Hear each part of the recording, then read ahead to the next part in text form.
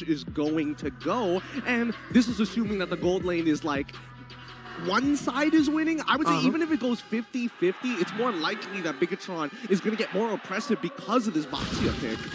And you can hear the crowd roar. The Raiders are in hostile waters as Bigetron Alpha and the Biget Troopers look to continue their journey here in the Snapdragon Pro Series.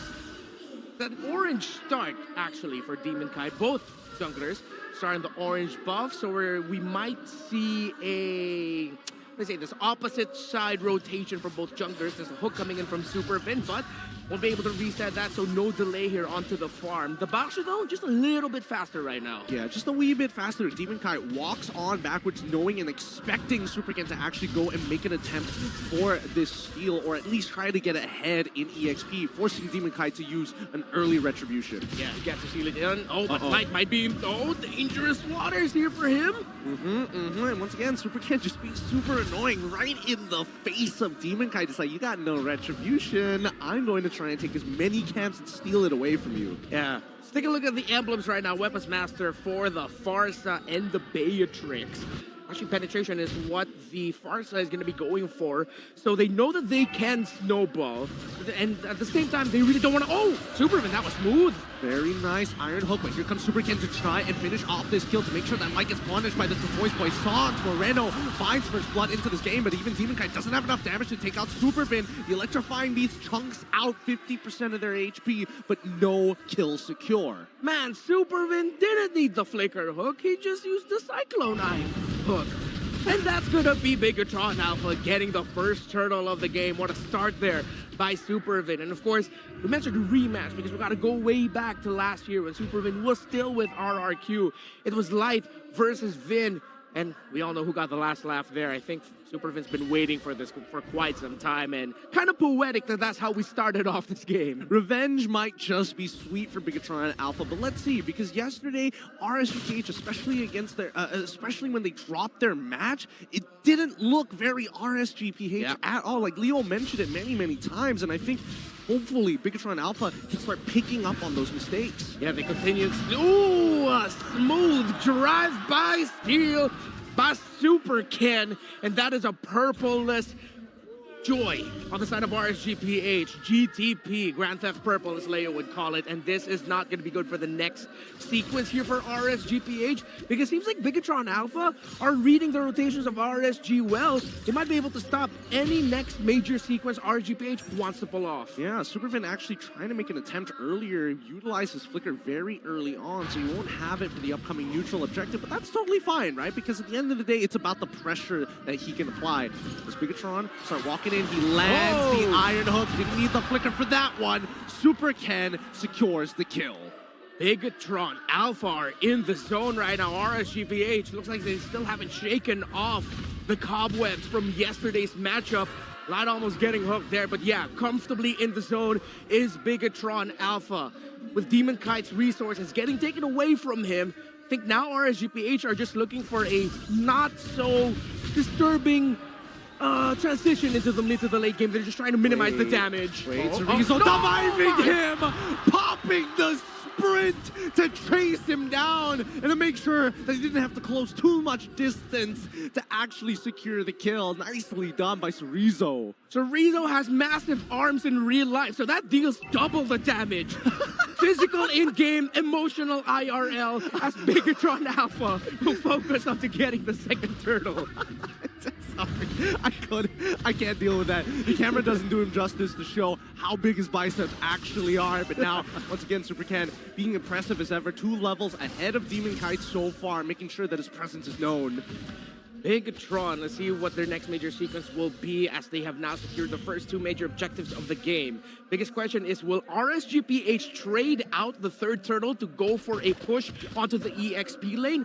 Or will they just try to, how do I say this? brute force it into potentially taking that turtle, because I feel like if they heavily contest the third turtle, it might not go well for RSGPH. I suppose, but then, like, when is the drop-off point for Bigetron Alpha? Because the way that I look at it, I'm looking at Saki, and the fact that he's going for Brave's Might, he wants to live. But wait, hold on. Let's see how the interaction up top side is. The Electrifying Beats is going to chunk down Chorizo. Nat's trying to go for the kill, but Chorizo using the knockout strike, actually, instead of the second jab. He's going to get punished for that. Nat's not going to let him go away. Bigetron Alpha will lose their EXP laner, but in the bottom lane, Saken is going to be able to finish off that tower. Oh, just one more hit, Saken. It's like he was just like, you know what, it's fine. I want that one more minion wave. But yeah, third turtle scenario doesn't look that great here for RSGPH, but they are still trying to find wins elsewhere. That was a great play by Nats and Demon Kite to take down Chorizo.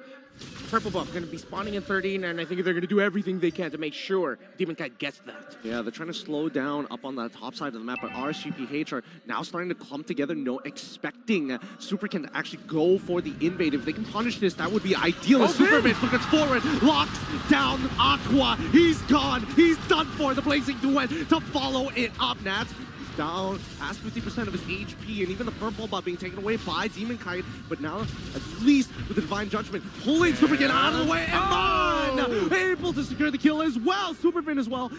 Again, Superfin is taking a little too many kills here as he finds it on Aqua and as well as Nats. Oh, Vince been waiting for this, man, with a flick of the wrist, that flicker, and that hook.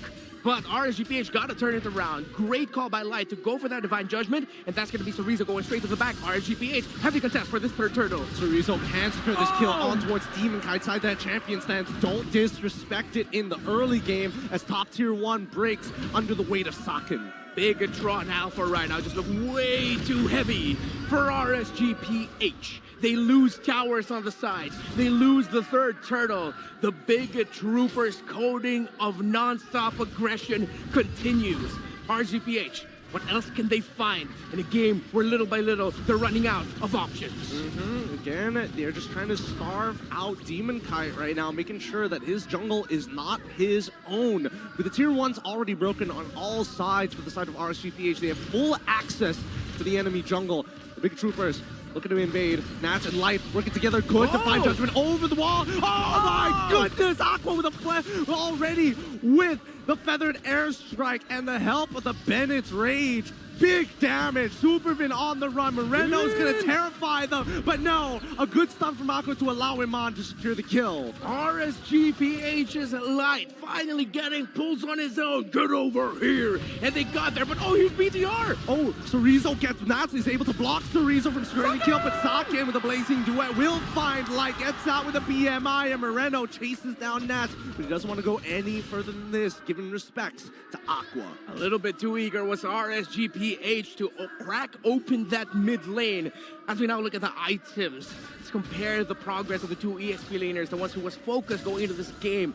Defensive is the route here for Nats. He is playing up with a Kaja roam, so no surprises there. Meanwhile, Chorizo can afford to build damage as his first item, and then I think he's going to go into the Hunter Strike eventually after he builds up that Oracle to really maximize the regen that he would get.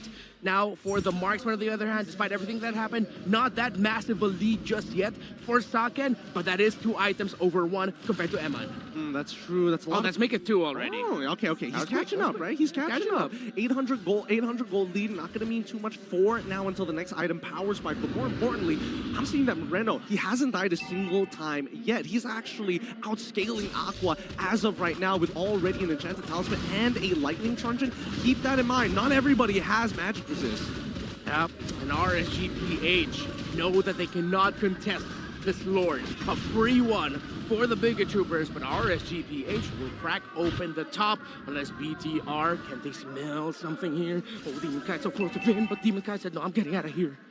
Man, Bigetron Alpha rotates so very fast, but at least with RSGPH, they are making sure that they're not wasting time. Wait, hold on, the hook is good. They find that, he's gone. Chorizo finds the kill. They contest for that purple buff side, and Bigetron Alpha will take it away. Finn, my goodness, just on point with this Franco, facilitating the lead that RSGPH was able to make, but of course, Super Ken and his bravado to constantly just roll in front of the members of RGPH. Oh, this is going to be suppressed. Divine Judgment already being used. Superfin able to get the item back and walks away. Saken says hello. Moreno finishes off Iman. Superfin not even breaking a sweat. What the heck? Bigetron Alpha surviving all of that. RSGPH, I thought that was going to be the Basha gone for good, but Bigetron got the last laugh, and they get all the inner turrets. Base turrets are the only ones remaining right now. Oh my goodness, Bigetron Alpha playing at a high octane tempo right now. And Cerezo finally finishing off his Hunter's Strike. He's feeling himself. He's like, no, I don't need to get any other items. I just need damage. Good Iron Hook for Superfin. His accuracy has been pretty high this game, but man, how does RSG actually bounce back from this? They have great high ground defense. They have to punish a Bigetron Alpha getting too eager to end the game, getting too eager to get those pickoffs. Oh, that was close. I felt that in my bones. RSGPH, they're going to be waiting for that defense. Unless Light can get a really good pickoff onto that Kaja, but even more so, they're going to look to get those pickoffs closer to their base than being so far from out of it. Way too risky right now for RSGPH to even get out of safety of turret range. Oh man, Superfin has been trying many times. I mean, it has been successful in the past, but so far, with these flicker iron hooks, RSGPH are starting to adjust from it. Yeah. RSGPH now just gonna turtle it out. Defend. Well, Bigetron Apha will just continue to get all the resources they can while still managing the minion waves that they have. Saket has been set up for success. A 2-level lead over Emma and already has the Wind of Nature. Emma not close to that yet. So the marksmen of RSGPH will have to watch out for Ken, for Cerezo, and even Saken when they all decide to go in. I think for Bigetron Alpha, I mean, with the 5K to 6K goal lead that they have right now, ideally they would want to be closer to 10K just to make sure that they can close out the game with the next upcoming Lord. But with Lord turning Luminous here, this is where RSGPH, do they 50-50 this? Are they willing to walk out of the base, or are they just going to continue with their high ground? It seems like high ground is going to be the play. They might try to get a pick off. Not a heavy contest. Just maybe if they can find Vin or maybe Cerezo, but the positioning of Bigetron Alpha are way too good right now, and Bigetron senses it. They know RSGPH is just going to focus on the high ground, will focus on the defense. You mentioned something earlier, closer to 10K of a gold lead for Bigetron Alpha would be great. Because even though this lead of Bigetron Alpha is getting close to around 7,000 gold lead, there is still a chance, potentially. What? Aqua. There's still a chance potentially for RSGPH to hold on here. Without that feathered airstrike, they might lose some base turrets now. Well, let's see. Let's double check the items. How much cooldown is he actually working with? Oh man, he's only got 2 items as of yet. The classic Clock of Destiny's into Lightning Truncheon, so not a lot. Only 10% cooldown reduction on him right now. Yeah, he's not gonna have that feathered airstrike up in time as the first inhibitor turret will fall to this Luminous Lord. Let's see how much else are they going to get. Okay, they're able to use the feather airstrike to clear up that bot side, losing 50% HP. Moreno, he gets pulled in! Iman is down, and Bigetron Alpha, they've got a window. He's trying to go for it, but Saken is getting to free hit every single time. Life twice with the Divine Judgment, with the Winter Truncheon outplay. Saken takes out Demon Kite, takes out Light. Moreno secures it, and that's already GG, well played. Game number 1 going over to Bigetron Alpha.